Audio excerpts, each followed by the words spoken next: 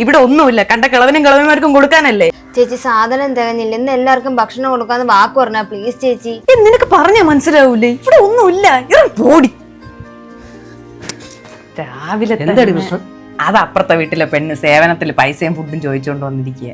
എടി അത് എല്ലാ പ്രാവശ്യം കൊടുക്കുന്നതല്ലേ, പൈസ ഇല്ല എന്നോട് ചോദിച്ചപ്പോരെ. പൈസയൊക്കെ എന്റെ കയ്യിലുണ്ട്. പിന്നെന്താ നീ ഒക്കെ കാശ് കൊടുക്കാഞ്ഞേ? അവളുടെ ചേട്ടന്റെ പാർട്ടിക്കാരുടെ പൊതിച്ചോറ് വിതർന്ന അത് നമ്മളെ പാർട്ടിക്ക് കേടാ.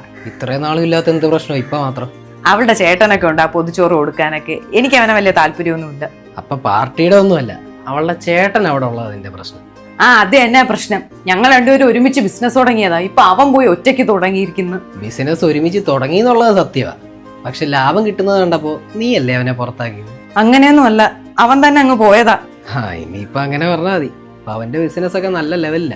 നിന്റെയോ? എന്റെ ബിസിനസ് നന്നായിട്ട് നടക്കുക. പിന്നെ ഇവനെ പോലെ കണ്ട തെണ്ടികൾക്ക് കൂട്ടിക്കാൻ നടക്കുകയല്ല ഞാൻ. എടി, 4 ആൾക്ക് ആഹാരം കൊടുക്കുന്നത് നല്ല കാര്യം തന്നെ. നിന്നെ കൊണ്ടത് പറ്റൂ? ഇല്ലല്ലോ.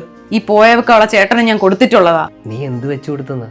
നീ ഇവിടുത്തെ സാധനങ്ങളൊക്കെ മേടിച്ചു, അതെല്ലാം വെച്ച് തന്ന അവരുടെ അമ്മയെ. നീ മറന്നാലത് ഞാൻ മറക്കത്തില്ല.